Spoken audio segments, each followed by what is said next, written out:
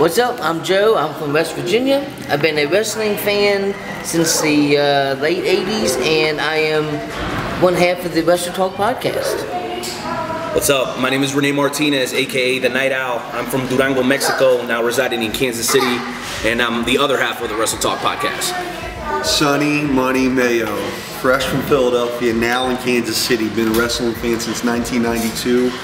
I can't wait to start this whole thing off.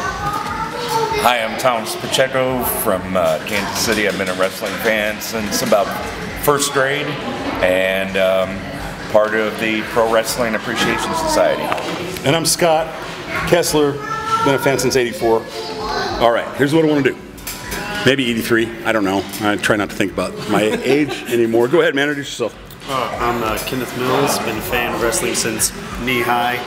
All right, so we have people representing basically more or less, counting Tomas and myself, kind of every, and Joe. I'm the newbie fan. All the eras of wrestling, give or take. Absolutely. I'm sure none of us can talk chapter and verse about the 50s or something, but other than that, we should be okay.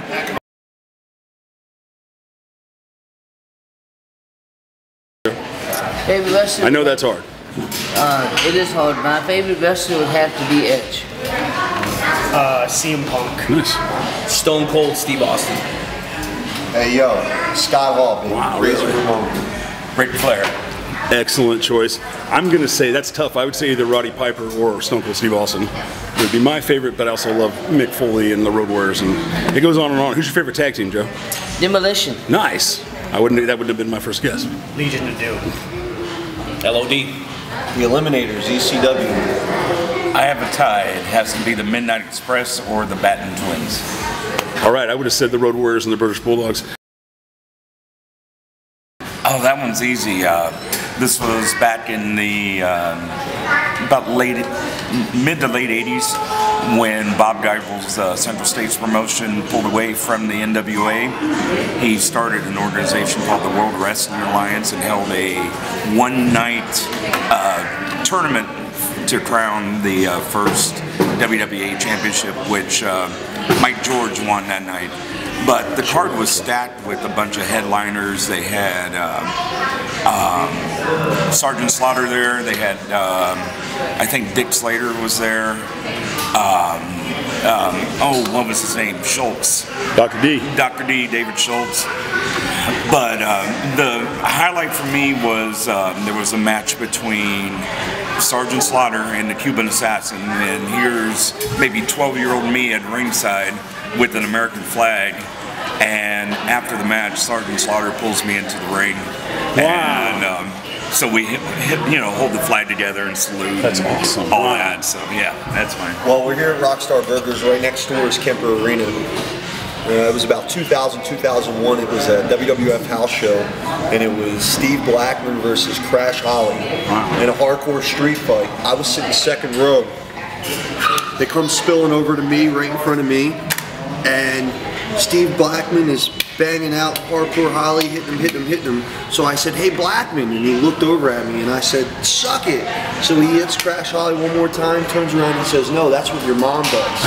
And the whole crowd around me popped. And that was probably one of the most embarrassing moments of my life. Real quick, Renee. That's awesome. No doubt. Well, mine actually happened like less than a week ago. I was invited as a media member to cover the press conference between Blaine Meeks and Dak Draper. And I actually got to ask some questions. Thank you to the NWO folk for giving us that opportunity. But near the end of the press conference, things got a little testy. And I personally almost got ran over by a guy that's 6'5", 200 plus pounds, and Dak Draper. And it was a mess, dude. So I got lucky to get out of there. But it was totally intense and a lot of fun. Awesome. I'm going to work back to you. Go ahead, Joe.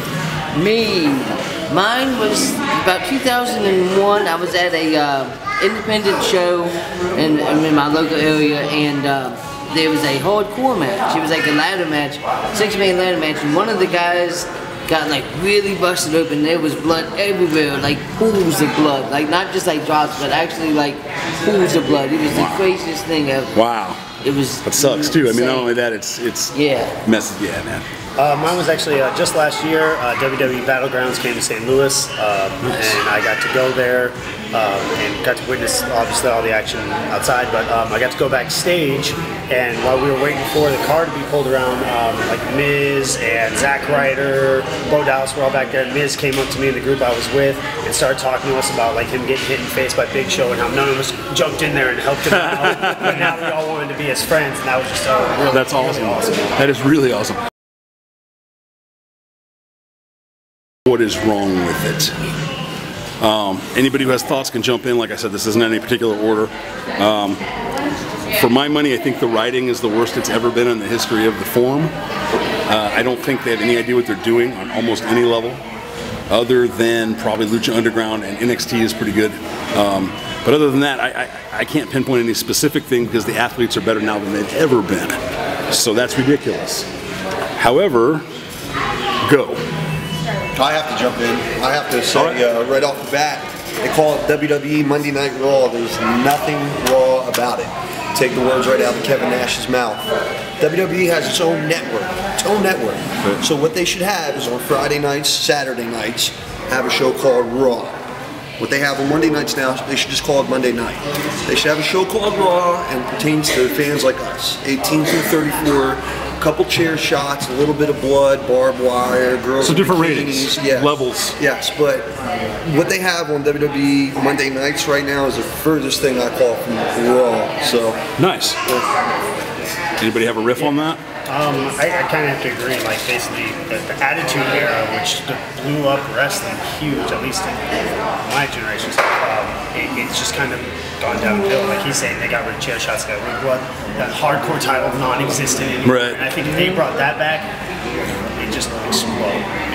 So you attribute it to the change in rating, is what you're saying. Well, a thing that I think is extremely damaging is the fact that the championships change hands so often now. I agree. I mean, there's really no time to build the guys that you want to be your top guys because they have that fear of the Daniel Bryan thing happening or the Stone Cold neck thing happening, and they want to make sure they keep it nice and spread out. So if they give everybody the title for a short little while, then everybody kind of seems like a top guy. That's but the in biggest reality, beef that I there's have. only Is about everybody 3 or gets 4 a shot. Yeah, I mean, as being the old school guy here, you know, I grew up watching, you know, Georgia Championship Wrestling and WCW, NWA, on TBS.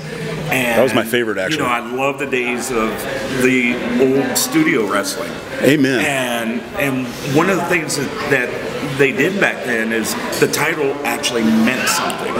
You know, you would have Ric Flair come out, and he wouldn't be wrestling just in a, you know, squash match or whatever. He would come out, do his promo, and hype up. Right. You know, if he wrestled at all, half the time he just talked a bunch of smack, and then. And you know, I loved it because the championship matches meant something. The title meant something. It's like nowadays, you know, even on the pay-per-views, they'll open with a title match. Yeah. You know, that's. Yeah, everybody gets a championship now. There's too many of them. Yeah. Agreed. I mean, there really is. Yeah. For me, I think that wrestling changed when Lyndon McMahon decided to run for Senate, because once that happened, that's when the whole Attitude Era went, because they couldn't stay politically correct. They couldn't afford to politicize the business. Exactly. They politicized the business, because as soon as she started running, they immediately went to PG, and now we have what we have now. Is there any redeeming factors to any of the shows that are on now, outside of the ones we've already talked about? The wrestling, bro. Yeah. The wrestling, all the finishes are really predictable in my opinion. It almost seems like there's only 3 finishes these days, a double DQ, the legit win, and whatever else you want to throw out there. But yeah, the talent, I mean, AJ Styles, you know, wrestling right now, potentially against Nakamura in a couple of weeks if Nakamura comes up to SmackDown or whatever. So the wrestling, I think, is probably better now than it ever has been, except for the fact that it's really fast-paced. A lot of high spots guys are getting injured. The storytelling is a little bit out of the wrestling from, I guess, what it used to be. Well, it's because they package the matches. The same guy wrestles the same match every time he wrestles. And you say AJ Styles, like, and I think that's one of the best things that particularly WWE is doing right now, is they're finally acknowledging that there's an independent wrestling scene. There's other wrestling around around the world. It's not just WWE. Now they talk about Ring of Honor. Now they talk about what AJ Styles and Nakamura and Baylor and all those guys did in Japan, and Samoa Joe being a wrecking They not only machine. talk about it, they steal. They steal. Yeah, like the club, right? Okay. And kind of what you're talking about, like, I mean, one of the big things is like when CM Punk was around, he tried to point that out. He tried to point these people out, these things out, and WWE just, and then he leaves, and now that's one of the big things WWE's focused on. There's all these indie things coming up, all these people that we wouldn't mention, now we're just going to bring them up all the time. But do you think that potentially endangers independent wrestling in general once the WWE takes notice? Now they're under the aegis of Vince McMahon, who might start buying them up? You know, that's an interesting question because, you know, there's the rumors now of Vince McMahon possibly buying Ring of Honor. And if so, I mean, what's going to happen? Is it going to be, you know, close the doors, another WCW type of thing, just buying it for a tape? I would guess, yeah, he'll absorb. You know, I love the Ring of Honor product. I would hate to see it go away. But you know what the beauty of the professional wrestling business is that when that gets absorbed, there will be another. And there will be another. Just like with fans, you know, you're a huge fan, has been a fan for a long time, Tomas. But when you're done, your son's going to be a fan, and then his son's going to be a fan. So it's somehow, some way, we'll always get that wrestling that we all love. I think one of the redeeming features right now is the existence of the WWE Network, because there's an entire library, education on professional wrestling on that channel at all times. But the WWE Network is amazing because you can watch every WCW pay-per-view, every Monday Nitro, every WWE pay-per-view, every TNA. Yeah, not TNA. And they have originals. I was going to say, if you jump in the vault too, they've got all the old TV shows. I mean, it's yeah, man.